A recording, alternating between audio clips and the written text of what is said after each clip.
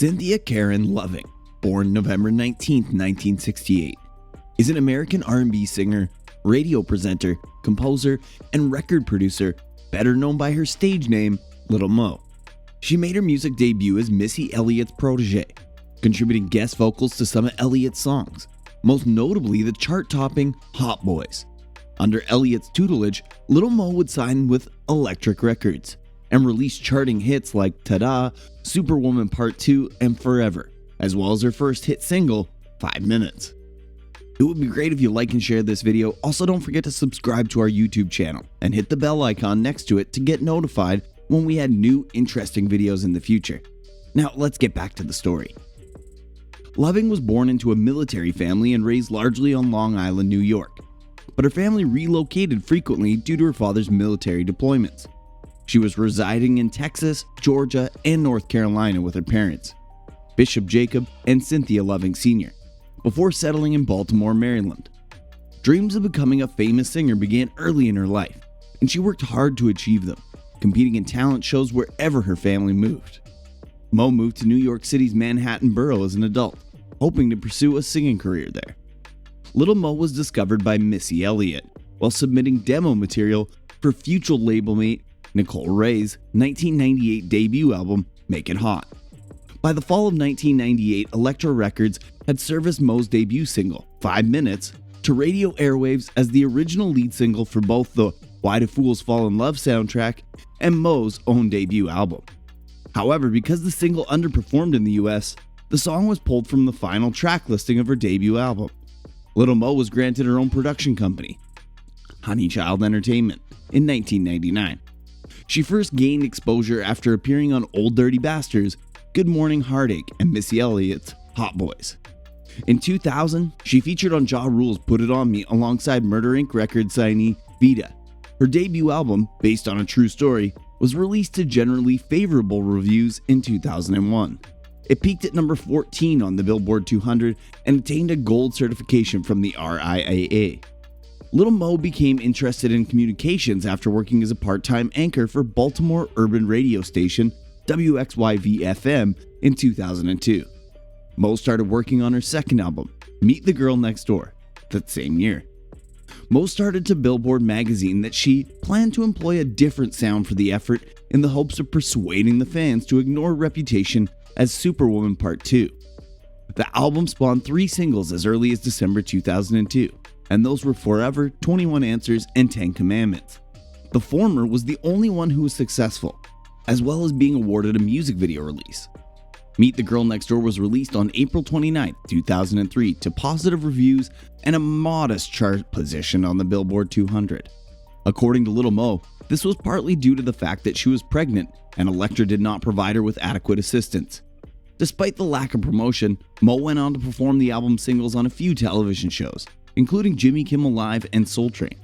Mo's contract with Elektra dissolved shortly after his promotion ended. She was then transferred to Cash Money Records to record a follow-up single.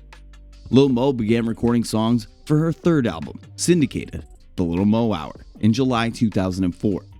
During the recording process, 4 singles were released, half of which, Hot Girls and Dem Boys, charted on Billboard. Lil Mo was pulled from the Cash Money roster, and Syndicated was stalled when a final intended release in October 2005 coincided with the loss of Cash Money's New Orleans studio caused by Hurricane Katrina. Lil Mo appeared on the remake of the Clark Sisters show Endow Me from Kaka's gospel album Grateful 2006. Under her independent label Honey Child Entertainment, Lil Mo released the album Pain and Paper on August 28, 2007, with the support from likes of Morris & Morris Management Group. Mo appeared on the TV One reality show R&B Divas, Los Angeles in 2013, alongside Shantae Moore, Kelly Price, Claudette Ortiz of City High, Michelle, and Dawn Robinson. The show first aired in July of 2013. The premiere of an R&B Divas LA reunion special built on TV One's historic summer ratings triumph, attracting 834,000 viewers. Furthermore, the special tied with the premiere of the original sitcom, The Ricky Smiley Show, as the network's #1 programming among adults 25 to 54 in TV One history. Lil Mo's single, I Am a Diva, was published on iTunes on September 10, 2013. The following week, Another single titled L's Up was published. In preparation for her fifth album, The Scarlet Letter, Lil Mo released her second mixtape, No Shit Sherlock, in April of 2014, which featured contributions from Da Brat and songwriter Tion TC Mac. Lil Mo revealed on Twitter on August 20th that The Scarlet Letter would be published on October 28, 2014. Lil Mo met her first husband, Al Stone, at a Washington, D.C. gas station in 2001.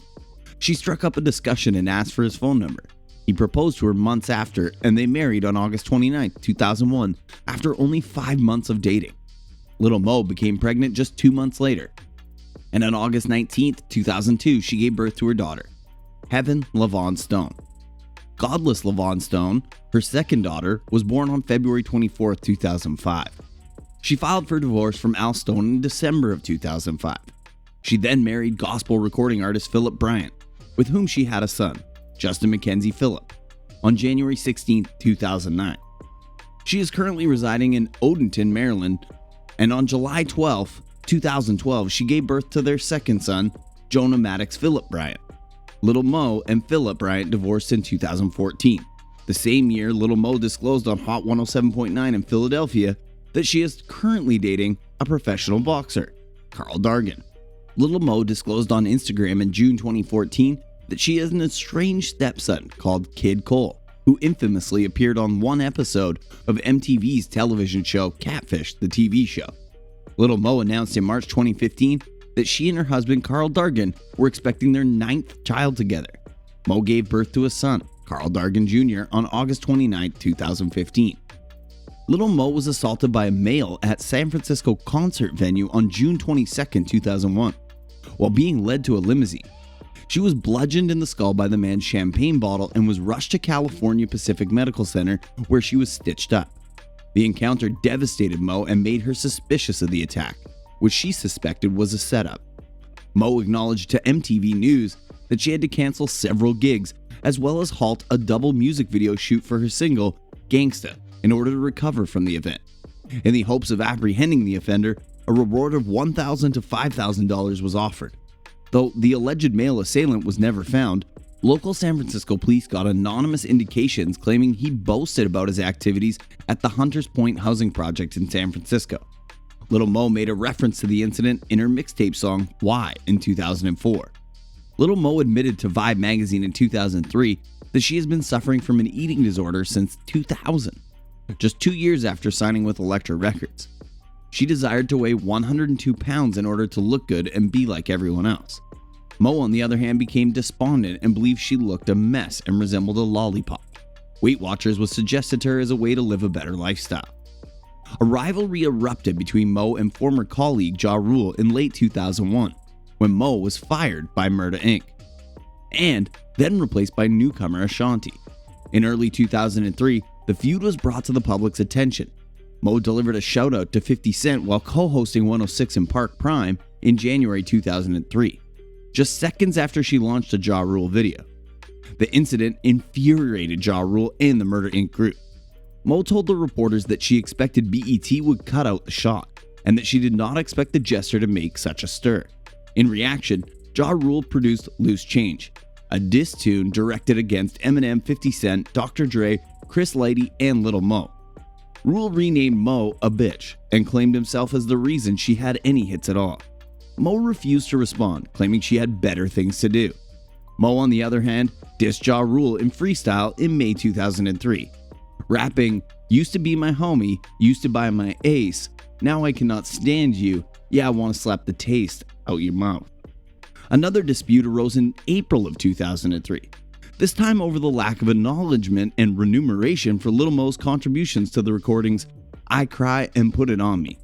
Mo received a booking agent's check by accident when Mo and Ja Rule were due to perform the song at a concert venue after the single release of Put It On Me, and there was no payment. Mo tore up the check and sought a lawyer to initiate an investigation on the creators of Put It On Me. Those two records, Cry and Put It On Me, ruled 2001, Mo told MTV News. The entire world was aware of this. If I express the truth, I cannot apologize. I assisted that brother in selling 3 million recordings, but I do not have a plaque for Rule 336. Mo then contrasted the situation with Jay-Z. who presented her with a plaque, a thank you note, and a bottle of Chris for her contribution to parking lot pimping. Lil Mo sued Ja Rule, Murder Inc., and Def Jam Records for more than $15 million in 2005. The two reconciled in 2010. Lil Mo revealed that she stopped the feud owing to Ja Rule's career decline and that life is too short.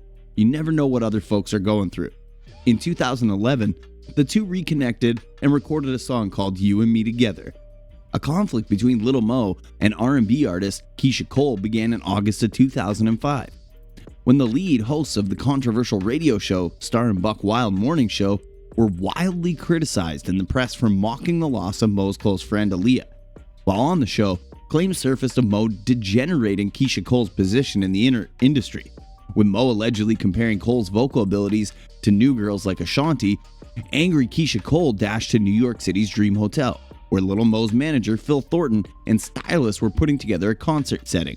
Cole was enraged when asked the two why they were there. They replied that they wanted to meet Mo. In response, Cole replied, "You were all traitors. Lil Mo was the enemy," and he dashed away. Lil Mo claimed that witnesses at the scene remembered Cole being drunk.